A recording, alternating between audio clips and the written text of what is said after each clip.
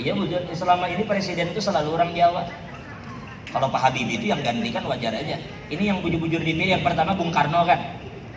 Yang kedua Pak? Yang kedua Pak Harto. Yang ketiga Gus Dur. Keempat Bu Mega. 5 Pak SBY. 6 Pak Jokowi. Semuanya Jawa. Karena ibu kota di Jawa. Oh tapi hari ini maaf, ibu kota di Kalimantan. Kita berdoa mudah-mudahan tahun akan datang yang jadi presiden orang keluar. Percaya jadi rame di orang keluar jadi presiden. Bila upacara tuh apa barangnya bila upacara lagi kan itu. Ujar komandan upacara siap dilaksanakan. Sirin keluar. Pembinanya ujar Sirin laksanakan. Betul ada gampang.